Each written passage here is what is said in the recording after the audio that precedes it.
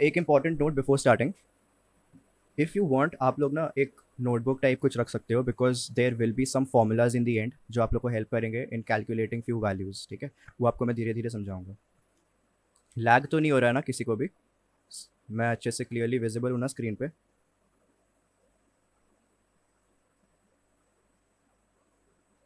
ठीक है, great. So good evening everyone, thank you for taking out your time for us, for me, for this session. आज हम लोग इस session में, हमारा ये पहला सेशन है brought you by Gradmix R coaching, ठीक है। It's based upon financial literacy. Now ये सेशन हम क्यों कर रहे हैं पहले मैं आपको वो बता देता हूँ। तो आप लोग अभी यहाँ पे डाइवर्स पॉपुलेशन है, आप यहाँ पे 11th के बच्चे भी है, 10th के बच्चे भी है, 9th के बच्चे भी है, सो एंड कॉलेज स्टूडेंट्स भी है। सो द थिंग इज़ आप लोग ना अभी सिर्फ पढ़ाई कर रहे हो, आपका एकेडमिक एजुकेशन अभी चल रहा है, but the one important type of education which is missing from your curriculum is financial education. अब ये इंपॉर्टेंट क्यों है वो आज मैं आपको बताऊंगा, एंड एक बहुत ही इंपॉर्टेंट कंसेप्ट मैं आप लोगों को समझाऊंगा आज, जो आई एम डैम श्योर आपके जितने भी फ्रेंड्स हैं आपके एनवायरनमेंट में उनको इसके बारे में आइडिया नहीं होगा। And you will get a very very big advantage bye knowing this concept at the right time, at the young age. Okay, young age का भी एक बहुत बड़ा बेनिफिट है, वो मैं आपको अभी समझाता हूँ। So let us continue. Now पहले देख लेते हैं what are the points that will benefit you. This session is going to benefit you if you are new to the world of finance, and I am guessing यहाँ पे जितने भी लोग हैं everyone is new to the world of finance because आप लोग अभी school में हो। Next, if you want to achieve financial freedom, financial freedom according to you क्या होता है? Financial freedom, what is financial freedom according to you? कोई फटाफट से आंसर कर सकता है? So it's like when you're independent, like you're financially independent. You are financially independent. Financially independent का मतलब मैं बता देता हूँ एक एकदम सिंपल लाइन में। Whenever you are wanting to buy something, और if you want to travel somewhere, if you want to explore something, ठीक है, आपको ना वहाँ पे जो मनी है वो आपका कॉन्स्टेंट नहीं बनना चाहिए, ठीक है। You don't have to think about your money, you don't have to think in money terms when you want to do something और when you want to travel somewhere, ठीक है। That is financial freedom. तो वो आज के rate में बहुत लोगों के पास नहीं होती है, एंड वो क्यों नहीं होती है? Because they don't know this one concept, they don't understand this one concept. पता तो सबको है, अभी मैं आपको बता देता हूँ एक छोटा सा डिस्क्लेमर, जो मैं कंसेप्ट आज समझाने वाला हूँ ना, ये सबको पता है, आप सबको पता है, बस आप इसका मैजिक नहीं जानते हो, दैट्स इट, ठीक है। तो वो मैजिक हम लोग आज सीखेंगे। Next, it is going to help you irrespective of the career path you decide. ये मैंने पॉइंट इसलिए डाला है ना बिकॉज यहाँ पे ऐसे बहुत सारे स्टूडेंट्स हैं जो आगे जाके कॉमर्स नहीं लेने वाले, ठीक है। They are going to choose science stream, they are going to choose humanity stream, और आगे जाके maybe they become engineer और डॉक्टर और एनीथिंग। पर इसका कोई यहाँ पे प्रॉब्लम नहीं है, बिकॉज फाइनेंस एक ऐसा टॉपिक है जो आप कुछ भी करो लाइफ में, you need to know this and you have to know this if you want to have a smooth life when it comes to your financial terms. Okay, तो इसीलिए ये बहुत ज़्यादा इंपॉर्टेंट है। Last but not the least, this will benefit you if you are young. अब young मतलब क्या हो गया? 15 से लेके 25, after that I don't consider you that young. आप लोग वर्किंग पॉपुलेशन में अभी आ चुके हो, ओके। 15 ईयर्स से स्टार्ट हो जाता है। And last but not the least, if you pay attention to this session and interact with me via the chat box, तो ये लास्ट पॉइंट सबसे ज़्यादा इंपॉर्टेंट है। अब अगर किसी के दिमाग में ये आ रहा है ना कि भैया 15 ईयर्स के अगर अगर हम लोग हैं तो अभी तो हम लोग अर्न भी नहीं करते, तो हम लोग क्या ही कर लेंगे, हम पैसे ही नहीं कमाते, अभी कुछ नहीं कर सकते, तो फिर हमारे लिए सेशन बेनिफिशियल कैसे हो सकता है? ठीक है, तो आप सभी लोगों के लिए, जो हमारा इंडिया है, इंडिया में द वर्किंग पॉपुलेशन इज 15 से लेकर 59 तक, ओके। सो अगर you are 15 years of age, you are already there in the working population of our country. तो मैं ये नहीं कह रहा आपको कि आपको काम करना स्टार्ट कर देना चाहिए, पर आज जो मैं सिखा रहा हूँ this session is completely knowledge based. आज आपको ऐसा कोई भी प्रैक्टिकल चीज़ में नहीं सिखाने वाला जो आप लोग तुरंत क्लास के बाद, तुरंत इस सेशन के बाद इंप्लीमेंट कर सको। आज एक ऐसा नॉलेज, आज एक ऐसा कंसेप्ट आपको सीखने को मिलेगा जिसकी मदद से हो सकता है whenever you start earning, maybe you start earning in 11th और 12th और maybe in your college और after college when you take your placement, आप कभी भी अर्न करना चालू करो, you can use this concept and you can earn a lot of money at a very young age, ठीक है। तो चलिए कंटिन्यू करते हैं। What are the things that we are going to learn today? First of all एकदम basic से start करेंगे, what is financial literacy and why is it important. Second question will be how to achieve financial freedom, the main topic of this session. Third will be we will study about the eighth wonder of the world. अब 7 wonders के बारे में तो बहुत लोगों को पता है, पर एक एट्थ वंडर भी है जो कि फाइनेंस वर्ल्ड में रहता है, and that wonder of the world we will be going to study about that. Last but not the least, we will get to know about how to earn your first crore, okay. तो ये last वाला part सबसे ज़्यादा attractive है आप सभी लोगों के लिए, तो ये ध्यान से समझिएगा।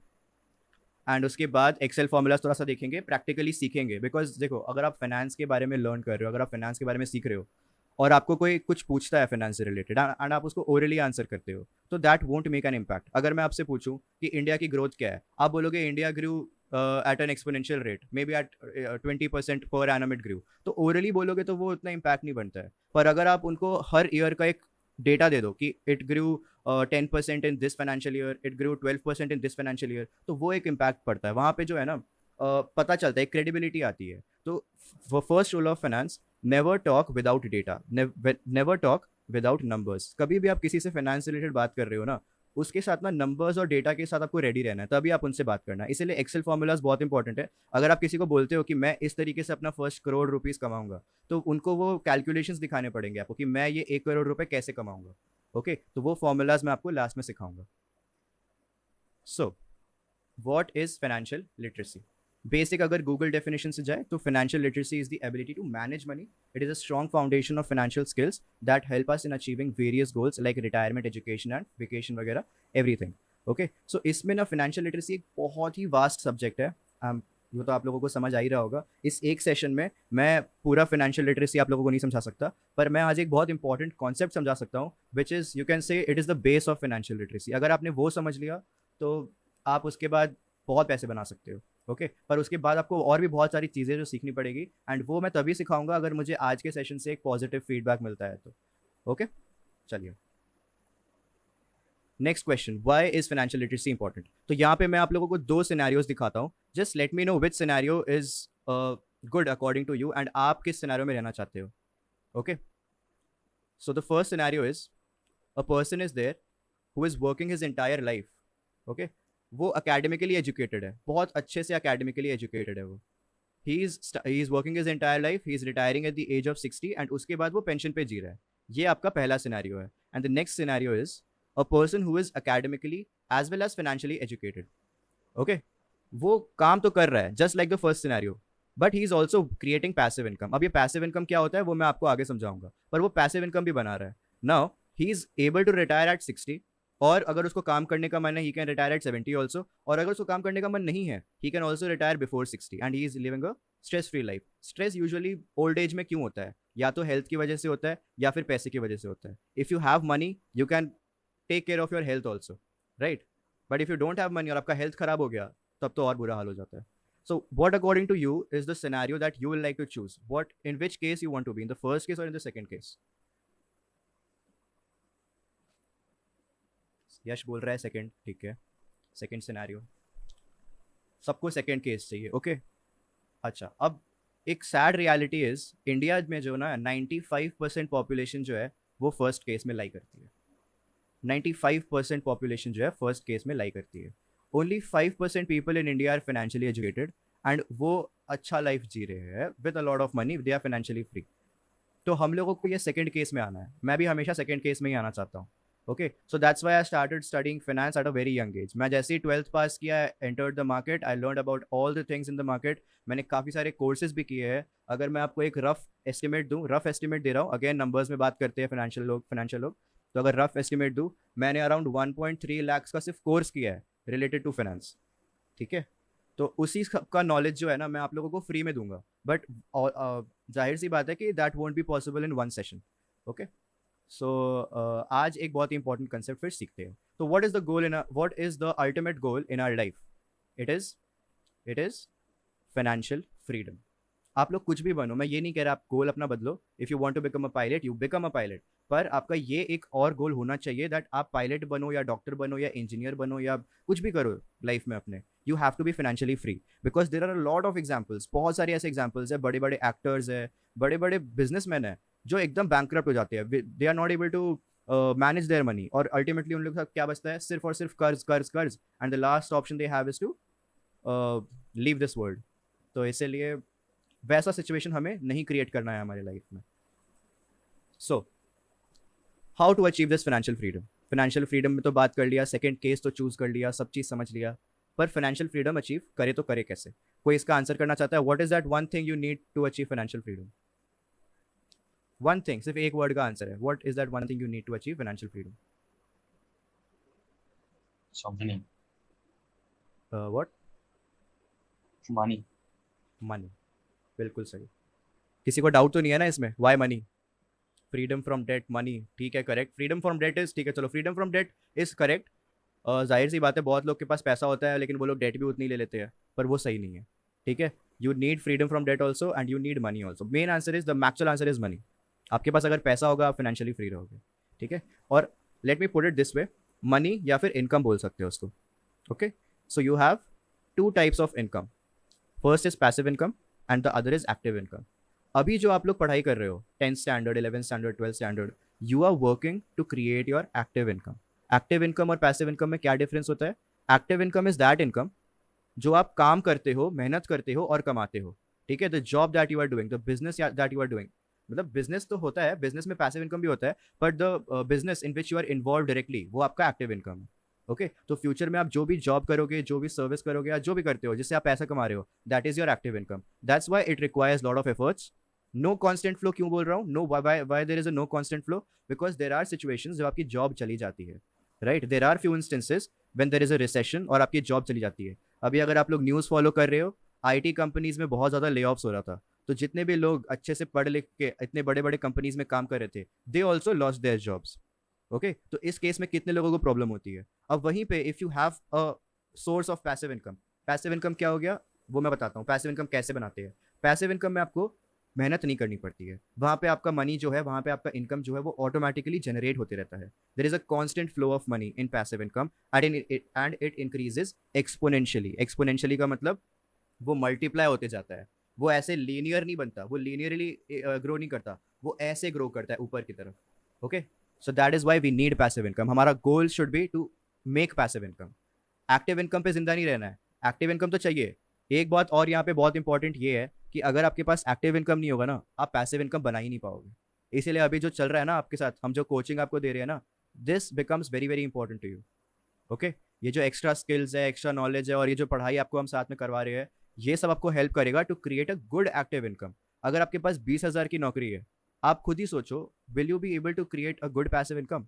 नो, क्योंकि आप अगर 20,000 है, आप उसमें से मे बी 4 या 5,000 सेव कर पाओगे। उसके अलावा जितने भी पैसे हैं, you need that to live, you need that to eat, you need that to stay somewhere. Okay, पर वही अगर 20,000 की जगह you have an income of 2 lakh rupees per month, you can easily save 50,000 every month, that equals to 6 lakhs per year. आप समझ रहे हो मैं क्या कहना चाह रहा हूँ? So you need a good amount of active income to create a good amount of passive income. तो सबसे पहले किस पे फोकस करना है सारे स्टूडेंट्स को? In creating the active income. ये मत कर देना कि अब तो ये सब सीख लिया है, अब हम लोग सिर्फ पैसिव इनकम क्रिएट करते हैं। पैसिव इनकम आप बहुत छोटा क्रिएट कर पाओगे अगर आप एक्टिव पे ध्यान नहीं दोगे तो।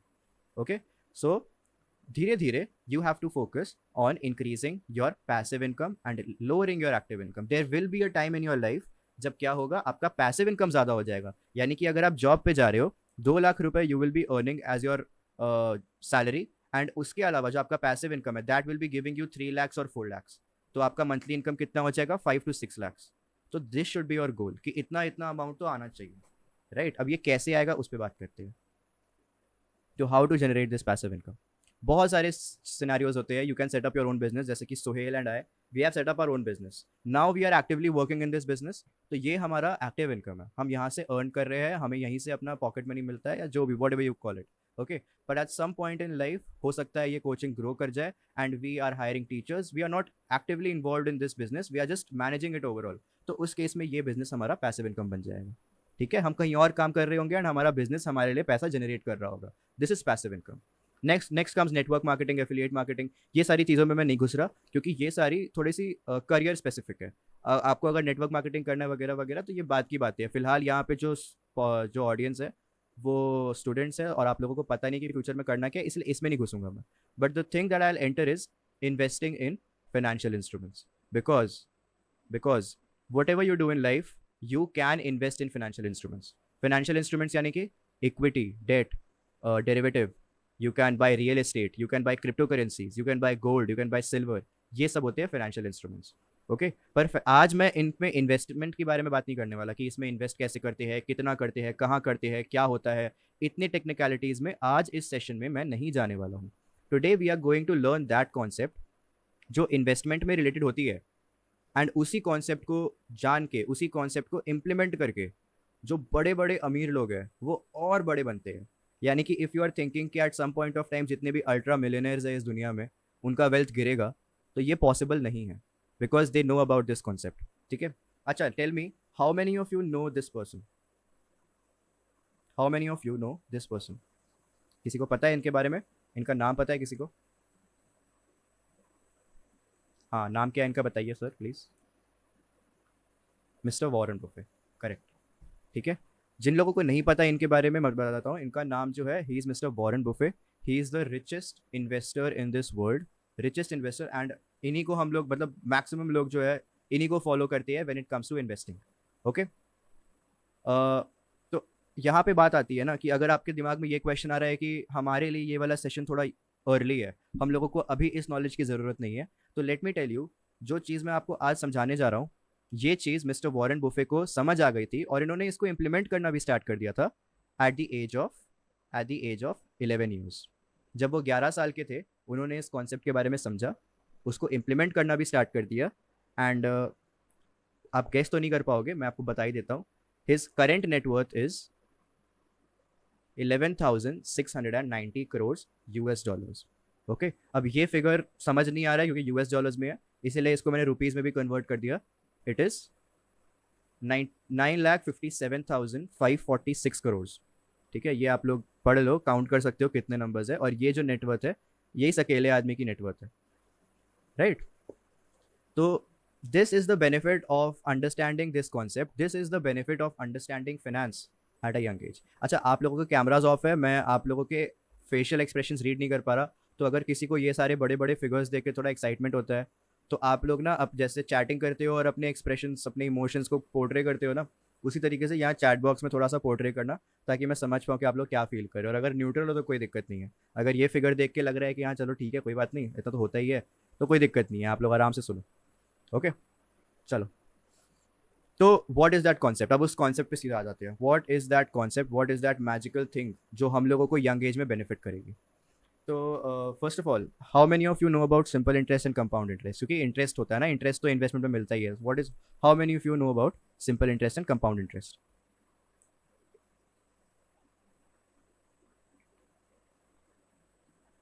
पढ़ा है कि नहीं पढ़ा है किसी ने?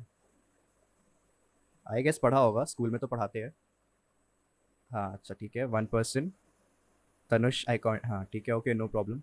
भूल तो सभी जाते हैं, कोई प्रॉब्लम नहीं है। सो यश इज सेइंग आई नो, बाकी लोगों को नहीं पता।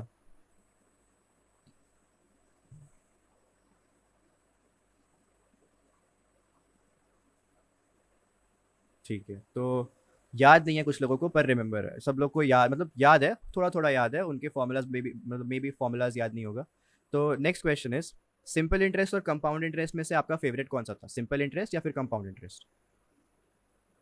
Simple interest, simple interest, simple interest. Compound interest से तो नफरत होगा सबको, क्योंकि उसका formula P into 1 + r/100 raise to the power T, और सिंपल इंटरेस्ट का एकदम प्यारा प्यारा सा फॉर्मूला p/r/t/100, आराम से निकल जाता था।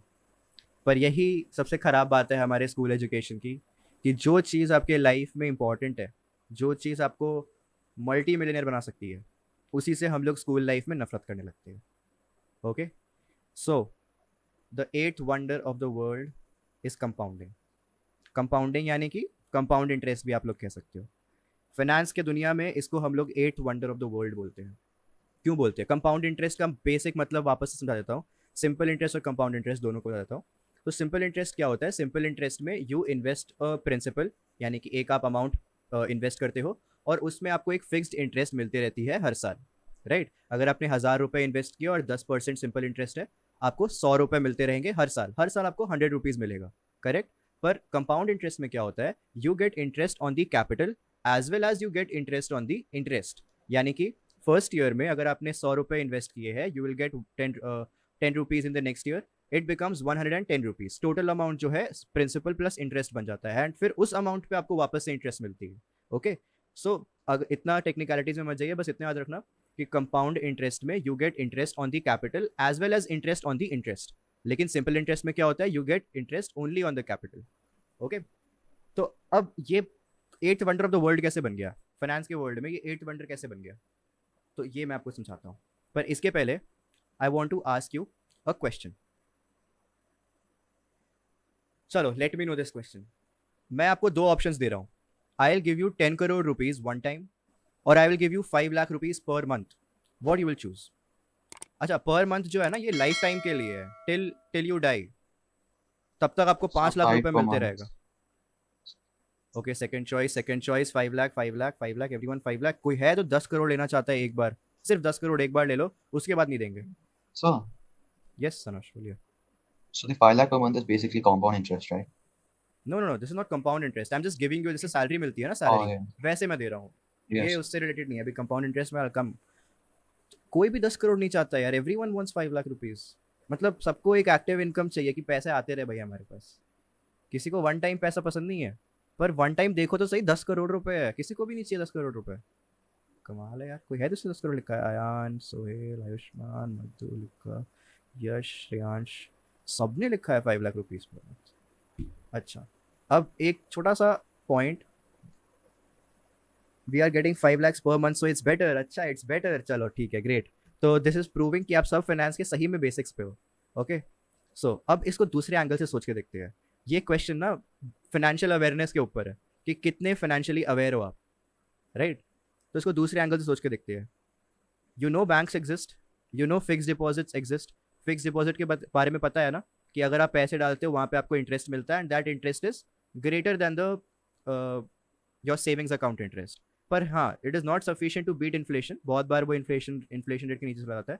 But still you get a good amount of return on your fix deposit as compare to your bank account. ये सबको पता है, बेसिक पता है ना सबको? यस यस लिख दो फटाफट से. इसको नहीं पता है बता दो.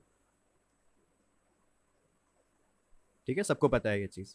तो अगर आपको मैं 10 करोड़ रुपए दूं, और अगर मैं 7% होता है, 7% नहीं होता है यूजुअली, इट्स 5 to 7%. तो अगर मैं 6% भी पकड़ता हूँ या 6.5% भी पकड़ता हूँ, एफडी का इंटरेस्ट रेट, एफडी का इंटरेस्ट रेट, और अगर मैं आपको 10 करोड़ रुपए देता हूँ, आप वो 10 करोड़ रुपए एफडी में डाल देते हो, what is the interest you will get in 1 year? What is the interest you will get in 1 year? अगर 6.5% इंटरेस्ट रेट है, you will get 65 lakh rupees. और अगर आपको मैं 5 लाख रुपए महीने के दे रहा हूँ, आपको साल के एंड में कितने मिलेंगे? 60 lakh rupees. So in the first case, at the end of 1 year, you are having 10 crore 65 lakh rupees. But in the second case, you are only having 60 lakh rupees. अब कौन सा बेटर हुआ? अब कौन सा बेटर लग रहा है, पहला वाला कि दूसरा वाला? एंड एक और ट्विस्ट, आपका जो पहला वाला एफडी में है, आपको एफडी में कंपाउंड इंटरेस्ट मिल रहा है. हाँ हाँ, yes, you are getting 60 lakhs per year. आपको 60 लाख रुपीस हर साल मिल रहा है. पर वो अगर आपके एफडी में पड़ा हुआ है, तो वो भी तो आपको हर साल मिलते रहेगा ना. 10 करोड़ आपने डाल दिए, 60 लाख रुपीज, आप 65 लाख आपको इंटरेस्ट मिल गया. Next year also you will get 65 lakh, और not 65 lakh, you will get interest on 10 crore 65 lakhs. Not on 10 crore, you will get interest on 10 crore 65 lakhs. क्योंकि कंपाउंड इंटरेस्ट हो रहा है, सिंपल इंटरेस्ट नहीं हो रहा है. समझे? तो this was the question of financial awareness. अब बात करते हैं a question on compound interest. Calculate नहीं करना है. Again I will give you two options. I will give you 5 crore rupees one time. Okay, और second option is I will give you 1 रुपए, only 1 rupees, which is doubled for every day, which is doubled every day for 1 month. यानी कि first day पे you are having 1 rupee, second day पे you are having 2 rupees, third day पे you are having 4 rupees, then on the fifth day you are having 8 rupees, and so on. It is getting doubled every day, लेकिन only for 1 month. and 5 crore ले लो for one time ले लो, 5 करोड़ रुपए ऐश करो. 5 crores one time. okay, first one. अब यहां पे आपका दिमाग खराब होगा. मैं पहले ही बता देता हूं, यहां पे आपका दिमाग खराब होगा. you are going to have a mouth like this. ऐसे पक्का होने वाला है. एंड अब आपको लगेगा कि यार कंपाउंड इंटरेस्ट को मैंने कभी इस एंगल से देखा ही नहीं. चलो लेट अस कैलकुलेट. मैं इसको कैलकुलेटर पे कैलकुलेट करता हूँ, क्योंकि इतना स्मार्ट मैं फिलहाल अभी नहीं हूँ, राइट? तो you can see the calculator ना एवरीवन.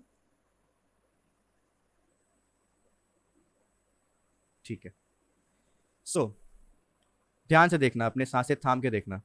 1 रुपीज इंटू 2 किया मैंने, equals to 2. This 2 is on the second day. Third day पे it will become 4 rupees, fourth day पे इट विल बिकम 8 रुपीज। ठीक है, अब मैं काउंट करते जा रहा हूँ, 5, 6, 7, 8, 9, 10, 11, 12, 13, 14, 15, राइट? सब लोग यहाँ तक मेरे साथ है? 15 दिन हो चुके हैं, आपके पास 16,000 रुपीज है, यू आर गेटिंग 16,000 रुपीज। अभी तक क्या लग रहा है आपको, कौन सा ऑप्शन बेटर है? मैं आपको अब एक चांस दे रहा हूँ to change your option. Do you want to change your option? First option से किसी को सेकंड ऑप्शन पे आना है या फर्स्ट ऑप्शन पे ही रहना है? 15 दिन हो चुके हैं, आधा महीना कंप्लीट हो चुका है। Okay, Yash is coming on the second option, I can see now second might be better. Okay ठीक है, अयान भी सेकंड ऑप्शन पे आ गया है, Shreyansh is on the first option till now. ठीक है, चलो ओके। तो 15 डेज हो गए हैं, 16,000 रुपीज हो चुका है, 15 डेज हो चुके हैं, 16, 17, 18, 19, 20, 20 डेज डन, 5,24,000। सिर्फ 10 दिन बचे हैं महीने खत्म होने में, आपके पास 5 लाख है instead of 5 crore rupees. 21, 22, 23, 24, 25, 25 days are done, you are having 1 crore 67 lakh rupees instead of 5 crore rupees। ठीक है, 25 days हुए, अभी 5 दिन बाकी है मेरे दोस्त। 26, 27, 28, 29, 30, and when you reach 30 days you are having 53 crore rupees in your pocket।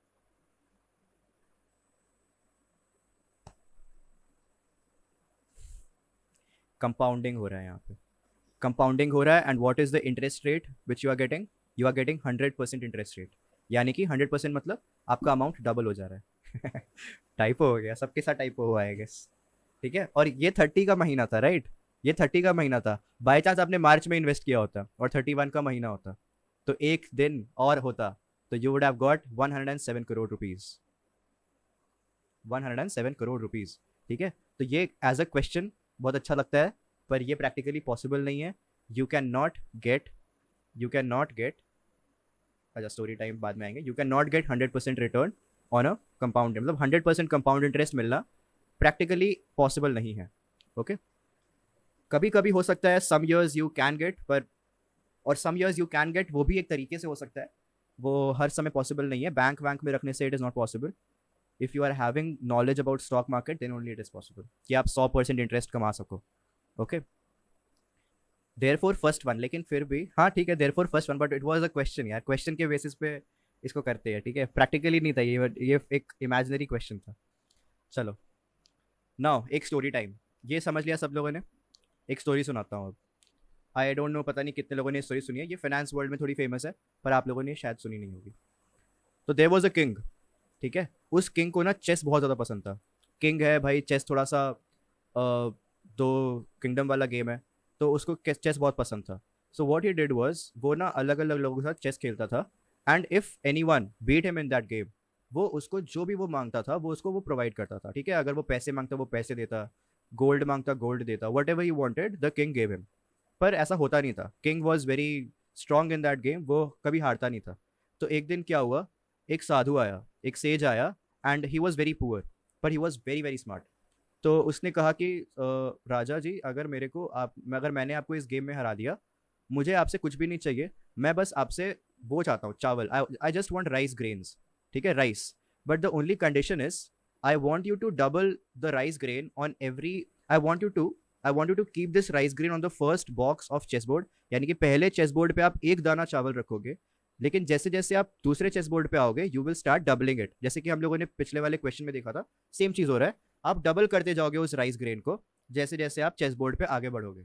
तो जो राजा था, द किंग गॉट कंफ्यूज कि ये क्या मांग रहा है, ये मतलब इसको भूख लगी है चुपचाप से चावल लेके जाए, या इतना अच्छा अपॉर्चुनिटी है मेरे से पैसे लेकर जाए, गोल्ड खरीद के जाए, ये क्या मांग रहा है ये। ओके, तो उसने कहा चलो ठीक है, तुमको जो चाहिए मैं दे दूंगा, तुम गेम खेलो मेरे साथ। एंड किंग हार गया, किंग हार गया। अब किंग को क्या करना है, उसको चावल देना है। चावल कैसे देना है, कुछ इस तरीके से देना है। फर्स्ट बॉक्स पे एक चावल, सेकेंड बॉक्स पे दो, फिर 4, फिर 8, फिर 16, फिर 32, फिर 64 and so on. Okay, till the 64 blocks. तो ये चल रहा था and suddenly that king realised कि मैंने गलती कर दी, मैंने ये चैलेंज एक्सेप्ट करके गलती कर दी। क्यों? क्योंकि as soon as he reached the end of the fourth row, कितने चावल हो गए थे, it became 2.1 billion grains of rice. और इतना चावल उसके पास था ही नहीं। सिर्फ फोर्थ रो पे पहुंचने में। चेस बोर्ड कितने का होता है? 8 into 8 होता है, 8 rows 8 columns, right? And at the end of the fourth row that grains of rice became 2.1 billion. Okay, तो वहां पे ही उसने गिव अप कर दिया कि ये तो पॉसिबल ही नहीं है, हमारे किंगडम में इतना चावल नहीं है। तो उसने अपने किसी मिनिस्टर को बुलाया एंड ही सेड कि एटलीस्ट कैलकुलेट करो कि 64th बॉक्स पे कितना चावल बनता है। ठीक है, तो जैसे ही they calculated it, they went mad. बोले कि ये तो हमारे किंगडम क्या, इस पूरे के पूरे कंट्री में इतने चावल नहीं होंगे। This was the figure that they got. ठीक है, ये रीड करना मुश्किल है, इसलिए मैंने ब्रैकेट में उसको लिख भी दिया है। This is the amount of rice grains that the sage had to get after winning the chess game. Okay, and एक फन फैक्ट बताता हूँ, ये जो अमाउंट आप देख रहे हो अभी स्क्रीन पे, this is 2300 times the export of India in 2021। Export of rice of India in 2021 2300 times more, ज़्यादा है ये। ठीक है, तो इंडिया जितना राइस एक्सपोर्ट किया है पूरे वर्ल्ड में इन 2021, this figure is 2300 times more than that number. सोचो। ठीक है, again why this happened because compounding. Compounding काम कर रहा है यहाँ पे। And what is the compound interest in this example? Again it is 100%, क्योंकि सीधा डबल होते जा रहा है। ठीक है, तो ये सारी बातें बहुत अच्छी लगी, बहुत बड़े बड़े फिगर्स देख लिए, अच्छा लगा, right? But now tell me practically, अब इमेजिनरी बहुत सारे सिचुएशंस हो गए, अब प्रैक्टिकल पे आ जाते हैं। What is the interest rate that you need to become a crorepati थोड़ा जल्दी? I mean within 30 years। चलो एक महीना छोड़ देते हैं, कुछ सब कुछ छोड़ देते हैं। I am telling you 30 years, यानी कि 50 years में अगर तुम लोग रिटायर करते हो, तो I don't think that is a problem for you, because 60 is the actual age, general age. ज़रूरी नहीं है कि 60 में लोग रिटायर करें, but usually it is 60 years। Okay, but if you want to retire before, तो आई गेस कि 50 तक तो काम करने का मन करता ही है यूजुअली, राइट? तो 50 तक रिटायर करने के लिए, या 50 तक रिटायर छोड़ो, 50 तक at least you want 1 crore rupees। what is the interest rate that you need and what is the amount that you need to invest? कोई ऐसे ही रैंडम गेस करना चाहता है कि कितना अमाउंट इन्वेस्ट करना पड़ेगा अगर मुझे 1 करोड़ रुपए चाहिए at the age of 50 and what is the interest rate जो मुझे कंपाउंड इंटरेस्ट से मिलनी चाहिए, जो मुझे कंपाउंडिंग से मिलनी चाहिए? कोई भी गेस करना चाहता है? अच्छा ठीक है, इंटरेस्ट रेट छोड़ो, what is the amount that you need to invest 1 crore के लिए? अगर आप 20 years के हो, अज्यूमिंग कि आप 20 years के हो, 20, ओके, एंड आपको 50 साल पे 1 करोड़ रुपए चाहिए, तो आपको कितना अमाउंट इन्वेस्ट करना पड़ेगा? कोई भी रैंडम गेस मारो। 5,000 to 10,000, ओके। और एनीवन एल्स? 5,000 to 10,000 के ऊपर या नीचे कोई? 1 लाख, 1 लाख मे बी। 1 लाख मतलब 1 लाख क्या टोटल? टोटल 1 लाख या पर मंथ 1 लाख? ये भी बता देना प्लीज कि 1 लाख पर मंथ है कि 1 लाख टोटल है। 1 लाख डाल दिया, फिर 30 साल में 1 करोड़ रुपए बन जाएंगे। ये तो थोड़ा सा ये तो थोड़ा सा ज्यादा हो गया। ठीक है, ओके, चलो ठीक है, चलो ओके ओके, बात नहीं, कोई बात नहीं। अगर नहीं समझ आ रहा है, रियल फिगर्स देख लेते हैं। Power of compounding. So if you are investing 2,000 rupees per month, 2,000 rupees per month at the rate of 15% per annum। per annum का मतलब annum is year, तो per annum मतलब per year। क्लियर है सबको? per annum मतलब per year। तो if you are investing 2,000 rupees per month for at 15% per annum for 30 years, अगर आप 20 साल के हो तो यानी कि 50 साल का एज, अगर आप 15 साल के हो तो 45 years का एज। ठीक है, उससे ज़्यादा आई डोंट थिंक यहाँ पे कोई बड़ा है। 22 या 23 के हो तो 53, कैलकुलेट कर लेना। तो आपका टोटल इन्वेस्टमेंट कितना हो गया for 30 years? It is 7,20,000 rupees. 7,20,000 total investment है आपका। And what is the amount that you will be getting in 30 years? It will be 1.4 crore. ठीक है, आप यहाँ देख सकते हो, यू स्टार्टेड इट विद 2,000, 10 साल में आपका 5.5 lakhs बनता है। In 15 years you will get 13.5 lakhs, then 30, then 65, then 1.4 crore. Okay, अब कंपाउंडिंग का मैजिक क्या है ना, कि यहाँ तक तो 1.4 करोड़ हो गया। आप इसको सिर्फ 10 साल अगर और छोड़ देते, यानी कि आपको सपोज पैसे की ज़रूरत नहीं है and you let that investment run as it is. ठीक है, कि चलो इतने साल से चल ही रहा था, 10 साल और चलने देते हैं, अभी तो पैसे की ज़रूरत है नहीं। तो वो 1.4 करोड़ जो है ना, that 1.4 crore would have become 6.28 crore at the rate of 15% per annum. Okay, और इन्वेस्ट कितना कर रहे हो आप? 2,000 रुपीज़ कर रहे हो सर। ओके, तो ये 6.28 करोड़, 1.4 करोड़ कमाना इतना ईजी है। नाउ जस्ट इमेजिन, अभी तो आप लोग के पास इनकम नहीं है, I know that.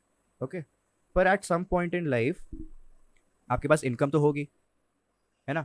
Eight some point in life आपके पास इनकम तो होगी। अगर आप लोग ढंग से पढ़ाई करते हो, थोड़ा सीरियसली अपने लाइफ को लेते हो, तो अगर मैं आप लोगों को एकेडमिक लाइफ कैलकुलेट करूँ, आप लोगों को कोई अपना एज शेयर करना चाहेगा 10th स्टैंडर्ड का?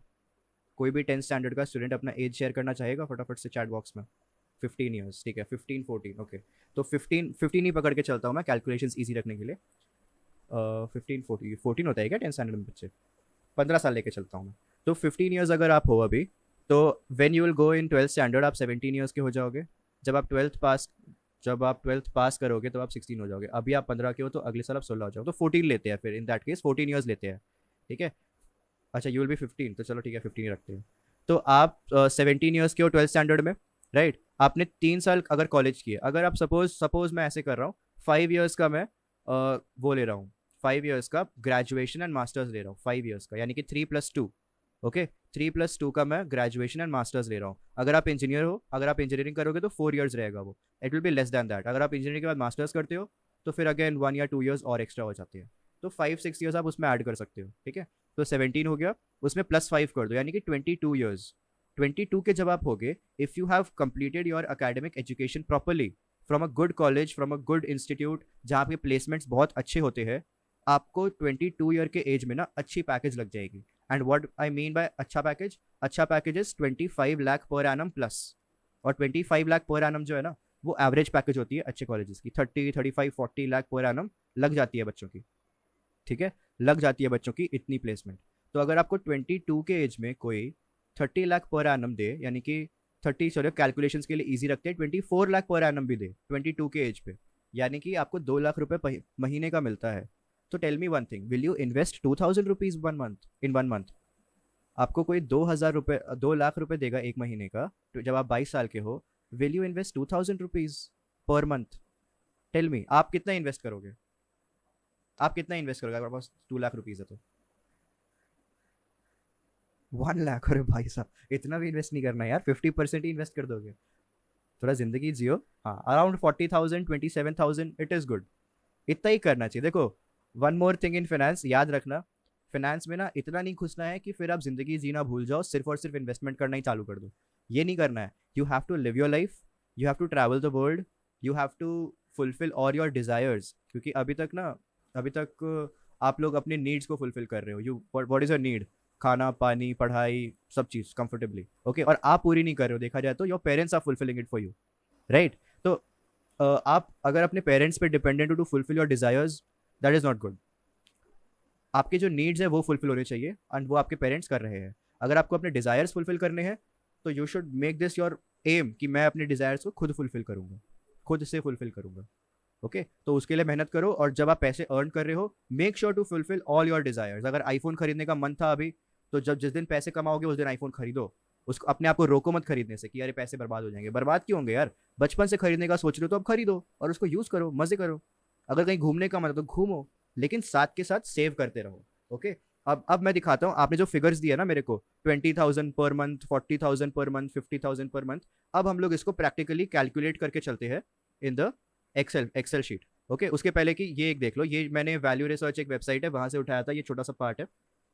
तो as you can see, compounding works best when you give it time, when you give it lots of time. तो आप लोगों के लिए ये सेशन क्यों इंपॉर्टेंट है अब समझ आया? मैंने वहां पे लिखा था ना एक point, if you are young, young का मतलब यही था कि अभी आपके पास वक्त है। अगर ये सेशन आपको कोई 30 साल के एज में देता, you have already wasted 15 years of your life. इस 15 साल में ना आप इतना बड़ा वेल्थ जनरेट कर सकते थे जो आप नहीं कर पाए। और आप 30 ईयर्स में स्टार्ट कर रहे हो, you only have 30 years for your retirement, पर अभी you have 45 years for your retirement. तो आपके पास अभी वक्त है, ओके। तो this is the power of compounding when you give it time. लेकिन एक चीज बहुत बहुत ज्यादा इंपॉर्टेंट है कि जो आपकी इन्वेस्टमेंट चल रही है, you need to maintain and you need to have discipline in that investment. अगर आप इन्वेस्ट कर रहे हो और वो 50 लाख रुपीज बन गए हैं, और आपको सपोज आप 35 ईयर्स के हो गए हो और वो 50 लाख आपके अकाउंट में पड़े हुए हैं जो आप इन्वेस्ट कर रहे हो, पर मंथ आपका चल रहा है, ओके।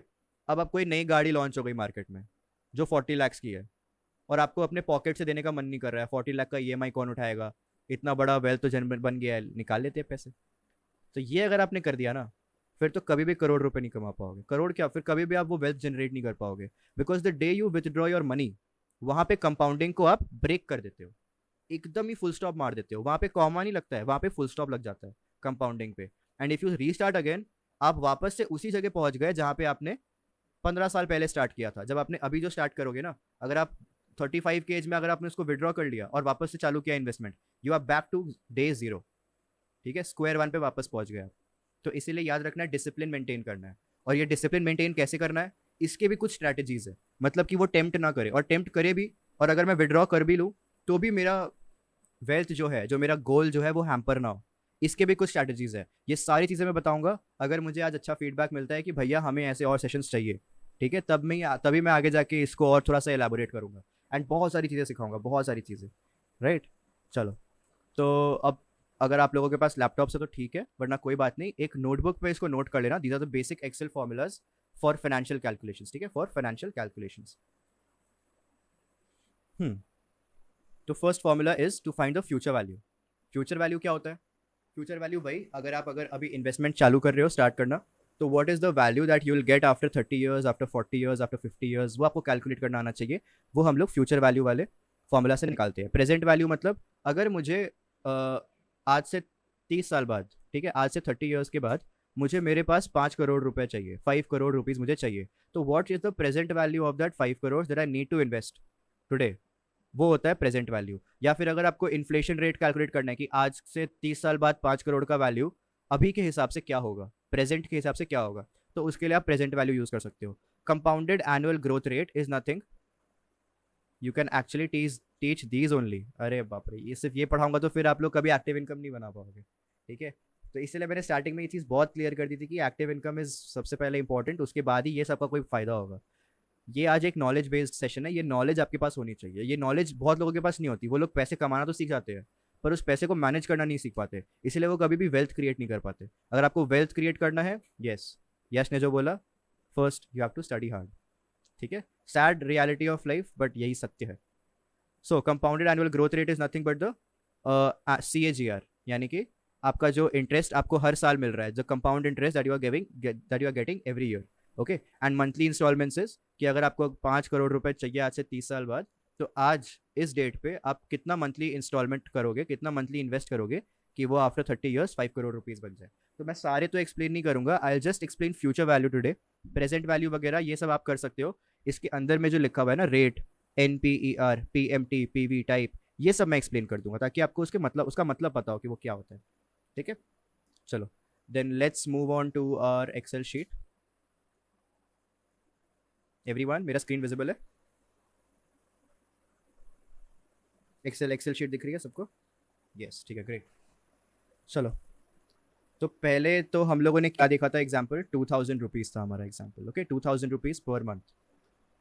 तो 2000 rupees per month future value निकालते हैं। तो रिमेंबर वन थिंग, एक्सेल आप लोगों को पता नहीं कितने लोगों को एक्सेल के बेसिक्स पता है, पर एक्सेल में whenever you are writing a formula और whenever you are calculating something, आपको स्टार्ट करना पड़ता है इक्वल टू साइन से। You have to give the cell a command equal to. वो इक्वल टू डालते ही ना सेल समझ जाता है कि इस इंसान को कुछ कैलकुलेट करना है, तो अब वो फॉर्मूला लिखेगा आपके लिए। तो formula is FV is future value. देखो लिखा हुआ है यहाँ पे, returns the future value of an investment based on periodic constant payments वगैरह वगैरह।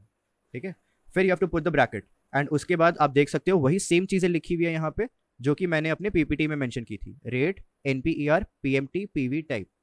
राइट, तो रेट क्या है हमारा? रेट अगर मैं लेता हूँ 15%, और 15% क्यों ले रहा हूँ, 15% क्यों ले रहा हूँ, इसके पीछे रीजन है, वो मैं आपको किसी दूसरे सेशन में समझाऊंगा। Why am I taking 15%? Bank rate तो 3.54% है, 5% है, तो मैं 15% क्यों ले रहा हूँ? मैं बैंक में, पहली बात तो एक चीज क्लियर कर देता हूँ, ये जितनी भी इन्वेस्टमेंट्स की बात कर रहा हूँ मैं, none of these investments are going to the bank. Bank में पड़े हुए पैसे इन्वेस्टमेंट नहीं कहलाते हैं। ठीक है, तो 15% रिटर्न आपको कहाँ पे डालने से मिलता है वो मैं आपको समझाऊंगा afterwards, if you want, if you tell me कि भाई हाँ मुझे आगे सीखना है और। ठीक है, तो मैं बाद में सिखाऊंगा वो सारी चीज़ें। तो 15% तो आपने डाल दिया, पर जब आप 15% लिखते हो ना, ये 15% will be red as 15% per annum. पर ये 2000 क्या आप पर एनम इन्वेस्ट कर रहे हो? नहीं, ये आप 2000 रुपये पर मंथ इन्वेस्ट कर रहे हो। राइट, तो इसीलिए you have to divide this interest rate by 12, यानी कि ये जो इंटरेस्ट रेट है ये पर मंथ के हिसाब से डिवाइड हो चुका है अब। तो हमने इसको डिवाइड कर दिया। ओके, अब हम कॉमा डालेंगे तो we are moving on to the next variable, यानी कि NPER। आप ध्यान से अगर देखोगे तो मेरा NPER जो है,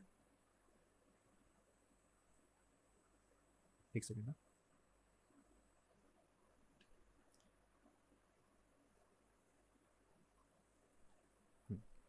ओके, फ्यूचर वैल्यू 15%, अभी रेट पर है, तो 15% divide by 12 because we are investing it per month.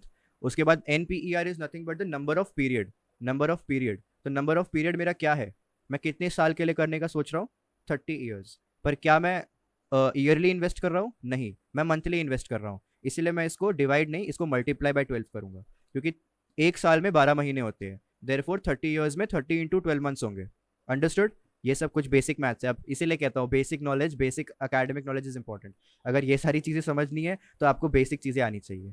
Okay, सो एक साल में 12 महीने होते हैं, इसलिए 30 ईयर्स में 30 × 12 मंथ्स होंगे, राइट। उसके बाद again we will put comma, तो आप नेक्स्ट वेरिएबल पे मूव कर जाओगे पीएमटी। पीएमटी मतलब होता है investments you are doing per month. अगर आप पर मंथ के हिसाब से इन्वेस्टमेंट कर रहे हो, you will be putting PMT over here. PMT की जगह पे आप वैल्यू डालोगे, तो क्या डालोगे, 2000 रुपीज डालोगे। 2000 डालने के बजाय I will select this box. Okay, पर 2000 अगर आप डालते हो ना, तो अच्छा ठीक है, let me first complete this formula, फिर मैं आपको एक्सप्लेन करता हूँ।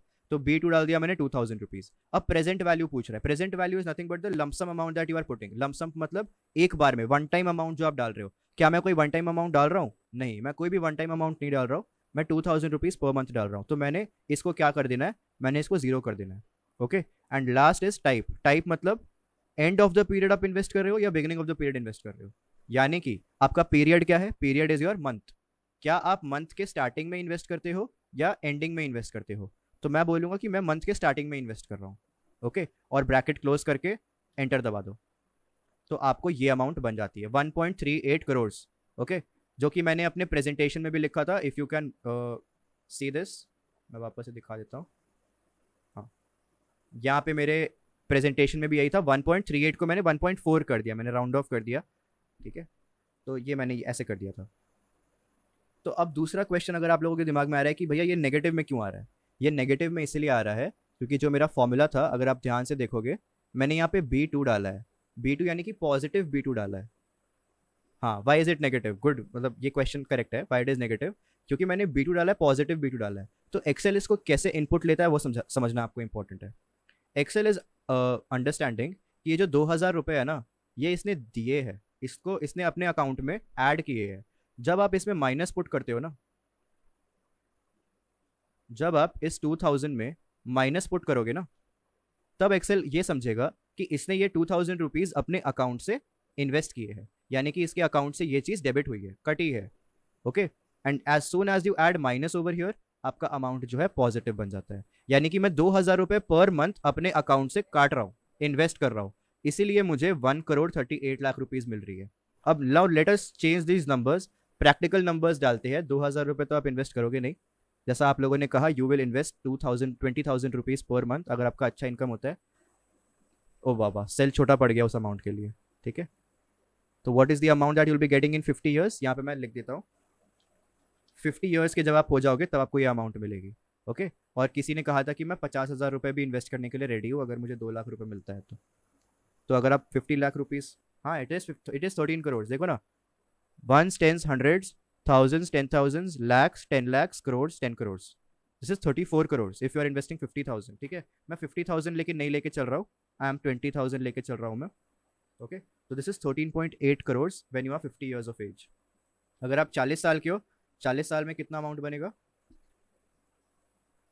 40 साल में कितना अमाउंट बनता है, I L copy this, I L paste this. Okay, यहाँ पे जीरो क्यों हो गया, क्योंकि मुझे B2 पे जाना है। तो अब मैं यहाँ पे चेंजेस क्या करूंगा, मेरा 15% तो एज इट इज है, मेरा जो ईयर है वो चेंज हो जाएगा, my year will be 20 years. Okay, तो it comes to 3 crore rupees. तो आप समझ रहे हो कितना आसान है कमाना।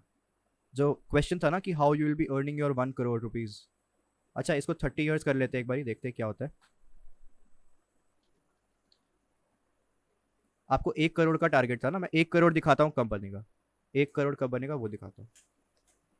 तो B2 है 30 ईयर्स, यानी कि 10 ईयर्स, 10 ईयर्स फ्रॉम 20, तो 10 × 12, 55 lakhs। यानी कि इन दोनों के बीच में किसी अमाउंट पे आपका 30 ईयर्स 1 करोड़ बनता है, तो 35 ईयर्स का निकालता हूँ।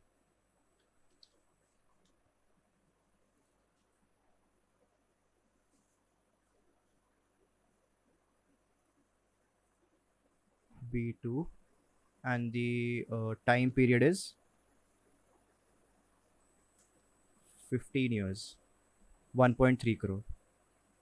ठीक है, सब लोगों को समझ आ गया?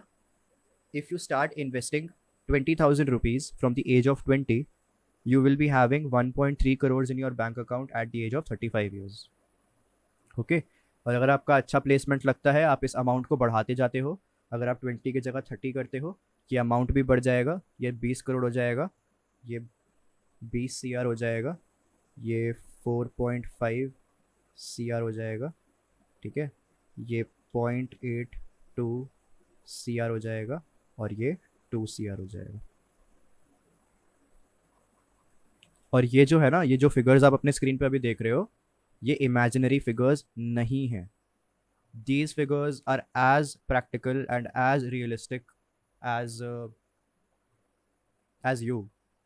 ठीक है, जितने रियल, जितने प्रैक्टिकल, जितने रियलिस्टिक तुम लोग हो, उतनी ही रियल ये फिगर्स भी है. बस ये फिगर्स कमाना अगर इतना आसान है, तो सब लोग कमा क्यों नहीं पाते हैं? सब लोग इतने अमीर क्यों नहीं बन पाते हैं? 50 ईयर्स के एज में लोग इतना पैसे को लेके सेक्रीफाइस क्यों करते हैं? क्योंकि उनको नॉलेज नहीं है. उनको नॉलेज नहीं है. मैंने शुरू में कहा ना, 95% पॉपुलेशन को पता ही नहीं है कि इतना ईजी है. सिर्फ एक डिसिप्लिन चाहिए, सिर्फ एक कंसिस्टेंसी चाहिए कि मैं आंख बंद करके मैं जो भी अर्न कर रहा हूँ उसका सम पोर्शन में इन्वेस्ट करते रहूँ, तो मैं इतना पैसा बना सकता हूँ. ओके, तो आपका काम हो जाएगा. मेरे को बताना तो नहीं चाहिए, बट फिर भी I am sharing. I invest 2000 from this age, not from this age actually. I am investing 2000, मैं जब 20 साल का था तब से, फ्रॉम 20 ईयर्स, जब मैं 20 साल का था, फॉर माई रिटायरमेंट.